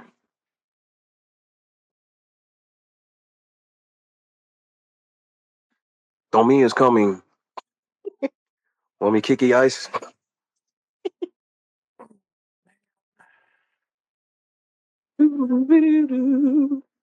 Okay. Yeah, I guess I would just say on Herbie Hancock, the difference between Blow Up in 68 and Harlem Nights, the energy, it's a little different. Mm. That old. Did Traffic? Did JoJo Dancer? Oh yeah. Like JoJo Dancer really had a lot of hell of a production. A lot of motherfuckers behind that.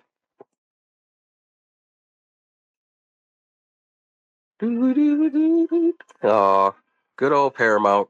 Old Paramount 1989. They did not have a happy year. It was this and Star Trek 5. Um I think that like I don't know if like there's some missing better version of Harlem Nights, but Harlem Nights is quite successful given everything. Like it's got lovely fucking performances. It's funny as shit and like it looks great. So there you go. Yeah, it's a classic. It just didn't reach the wider audience that it should have. And I think it's one of those movies that a lot of people have only retroactively appreciated, Yeah. years later. It's a definitely a historical piece because none of those guys came together before or after that, unless was at like award ceremonies or something. But it was good. I like it. Yeah. It's not perfect, but it ain't supposed to be. And I think Eddie took it really hard. A lot of the critics slammed it, but it was what it was supposed to be. Uh, all Arsenio said that a lot of the stuff that was behind the scenes was the shit that should they could have made a whole Yeah. like movie about that because it was just so much going on, and so it is what it is. I don't begrudge nothing. It's yeah. Like I don't well, I'm just trying to think, has anybody successfully ever come up with like some sort of a dramatic narrative where the characters literally break out into their stand-up bits, then it somehow goes back in okay. Like Mm-hmm. Eddie's we can't expect Eddie to create a new fucking showcasing medium for stand-up comics. Like he already had to fucking apparently hold Paramount's pants up above water for with money year to year. So fucking weird. Just so weird. I mean, sell through video, which no Eddie's movies were never out of print, right? Like you could always drop 24.95 on Best Defense. But sell through only that like broke out in 89, winter 89 with why am I saying that Paramount didn't have a good 89? They had Last Crusade, but Yeah, that's Last Crusade did reasonably, yeah. So but and yeah. what else was? Uh, yeah, it gets a lot of slag for nothing. I mean, when people talk about the anachronisms, but it's just so what? You're not gonna get all those people together and they're not gonna cuss a lot. I That was another mean, complaint I remember. yeah, and that gets us into like I feel like the Eddie and the cussing is a big it's a fucking respectability politics thing, and it's incredibly problematic and shitty, and our podcast is not the venue for that. We're the podcast that doesn't even know how to pronounce David Rashi's name right or know that Oh yeah, somebody yeah. got a little hot under the collar over that one. Okay, we would love it for you folks to comment. We would love to promote Yeah, we like to hear from you. conversation, but Yeah, if it's gonna be some, kind of. if you're gonna defend one of the worst things we watch, at best we're gonna delete the comment. Okay, Yeah, at it's gonna. Yeah, best. we can't deal with people getting huffy over. If David Rashi didn't suck, Rache, I'm gonna pronounce his fucking name different every fucking time now. We've been making fun of him and that comment had come in about the mispronouncing his name, I would turn it into a fucking t-shirt. Anyway, sorry folks. Hot under the collar, upset that where's my Criterion Harlem Nights? Thank you very much. Yeah, there ought to be because I want to see a lot of the. If there was actual behind the scenes stuff, can you even imagine? That'd be That's what I'm fucking saying. amazing. You could Like I so remember seeing some clips when Eddie was on Arsenio. He played bloopers. and that's the thing is like the stuff that was going on behind the scenes was Eddie not shooting the scene because he was letting people bullshit Yeah, because they were in the room together telling stories and things like that. So like yeah. yeah, I mean like it would have to be like some sort of hallucinatory documentary slash it'd be like I've still never seen Looking for Richard, but like, what if is that Al Pacino transitioning directly into Richard or something? But it's like it'd be like a yeah. I mean, it's an incredible thing, but that wasn't the movie that they made. That was having all those creatives together, and like, there's probably footage definitely of that. Like, Mhm. they're like I'd watch 17 minutes on the production design. Like, come on. And getting Eddie to do a well moderated commentary, not with Jonah Hill, would be amazing. Has he ever Okay. done a commentary? I don't think so. I, Ugh, I miss those. I think they kind of have they stopped doing those for. no, I think they still do them all the fucking time, but Uh, they're not good anymore. They haven't been good in so long. It's yeah, they just started like, to suck once they started to do joke commentaries, like fucking. Tropic Thunder or whatever. Fuck. What's the one where they fake walking out in the middle of commentary?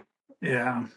Once, I mean, there was a brief period where, yeah, but DVD extras probably didn't help home video in the long run. I bet if you'd not done bullshit extras and you'd not done ads, maybe DVDs could have held on a little bit longer, or at least put up more of a fight to streaming, because they're just doing the same thing with streaming ads and fucking commercials and shit. So Mm. I don't know, but streaming's still better for accessibility. Okay, we're gonna go. What are we watching next? We were supposed to figure that out.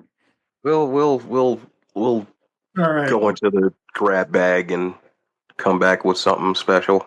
All right, sounds good.